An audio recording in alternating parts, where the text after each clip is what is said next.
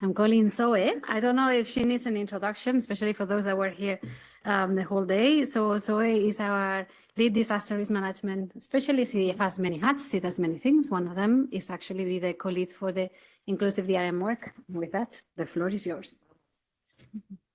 Okay, thanks. I'm back, everyone. So we start with breakfast and it's dinner time and we're going on inclusion. So thanks for sticking around. And unfortunately, my colleague Frida Rhoda is not feeling well, so it'll just be me and we'll give it a go and then we'll continue on. So happy to, yeah, thank you. So I'm going to talk very briefly, and some of you heard a bit this morning from me on this, on our work on inclusive disaster risk management and gender equality, especially around some of the emerging topics that we've been getting quite a bit of demand for. Yeah, okay. Got it. Okay, so you'd be surprised, and I know it's not you guys. You guys are not asking this question, but people do ask. And they say, why? They ask me, why is inclusion important, especially in DRM? And the answer, oops, I didn't get to the answer yet. The answer is because it is important. It's not being a good person. It's not because it's the right thing to do, even though it is, but it's because it's important to development outcomes. Because if some groups in society are left out of DRM programs, then it's detrimental to those people's lives, livelihoods, and assets. And it's not okay for half of the people in a community to be left out from that. So for example, we know gender gaps to access to information on things like disaster preparedness, public shelters can really be, can contribute to more gendered mortality outcomes, putting women at a disadvantage, but also we see the same for persons with disabilities, the elderly, and other marginalized groups.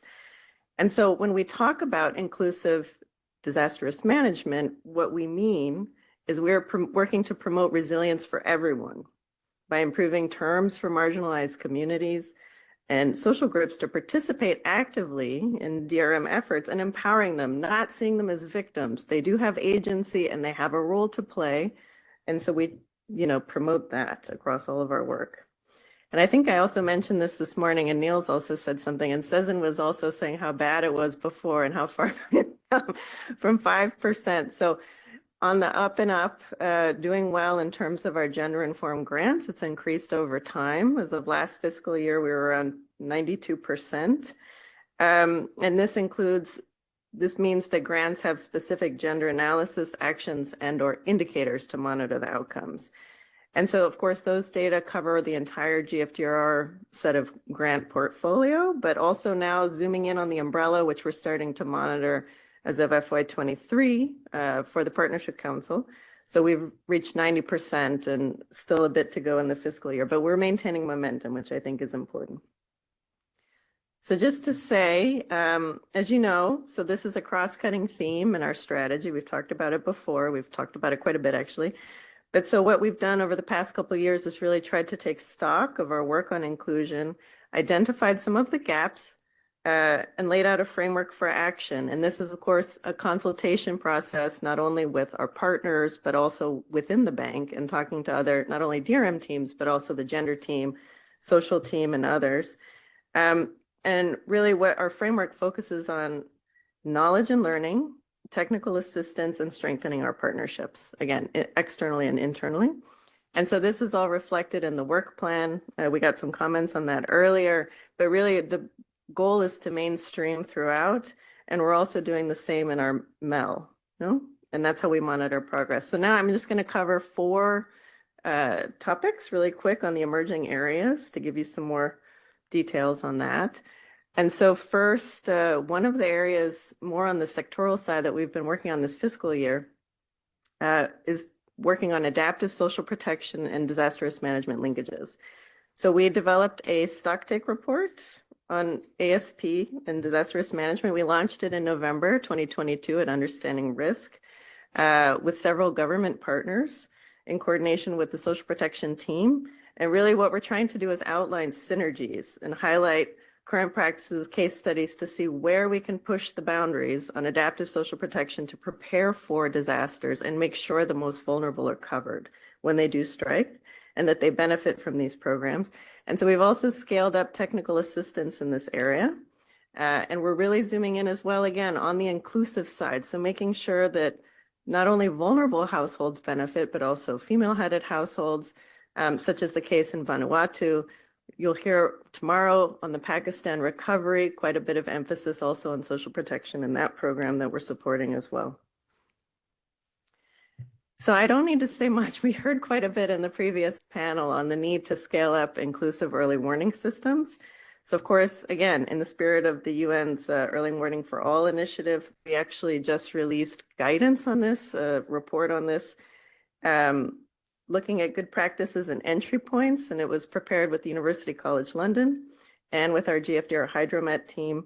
And where we are focused is the people-centered part, right? So that's where our work is looking at making sure all groups of people benefit and they receive and can interpret and act on the warnings, and that communities are fully engaged.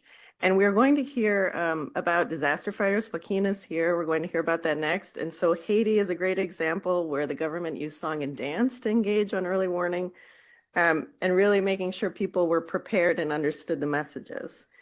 And we're going to also have an online training that is going to be launched later in June, which will be available to everyone on this topic. And we're applying this type of work in places like Yemen, an FCV location, on actually how to include better inclusion in the early warning systems. Okay. Third, also MBS. So we heard quite a bit from the MBS program earlier. We've worked with them as well to prepare a guidance note on integrating social inclusion and gender in nature-based solutions programs.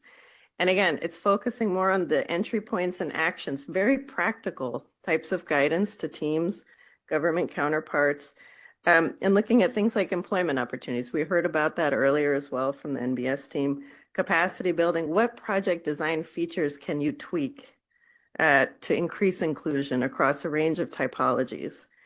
So things like targeting communities for skills training, and sometimes it's interesting, in some places women were targeted and they didn't want those jobs. So then you have to come up with other options that are more suitable to them based on their preference. It really is about the local context and the need. Promoting safety, universal accessibility in public spaces. All of these things make a big difference in how people can access and use and benefit from MBS. And so the various examples from our portfolio. And just to note, we do have an event coming up on June 6th where we're going to disseminate this work with the MBS team. The ILO Austria is going to join us for that. So we will send you information so you can join. And last but not least, we also have been working quite a bit with our gender group and other partners on updating guidance on preventing violence against women and girls in DRM programs. And so this, as you know, gender-based violence often increases after a disaster occurs, but there are several proven ways to anticipate, prepare for, and prevent this. And so that's what we've looked at across the range of sort of spectrum of DRM programs, not only post-disaster, but also pre-disaster. And so this is an update from work that was done in 2015, focusing more on risk reduction, and will be launched by end of June. So we'll keep you posted on that one too. And then just finally, we've also been working with a range of task teams and government counterparts to provide technical assistance, looking, for example, at things like gender inclusion and as part of disaster risk management policy frameworks in our CAT DDOs in Latin America, also in disability and DRM roadmaps in different Pacific islands. So really there is quite a bit of demand out there, but luckily we've built quite a good network to also be able to provide that support. And finally, looking forward, so basically what we have been doing under the new strategy, I guess it's not that new anymore, but what we've been working on is trying to identify the gaps. And for example, we noted in the past that emergency projects were lagging on gender. So we've been working on all these operational knowledge and learning products. Then this past year, we went deeper on different sectors where there was demand to do more on inclusion.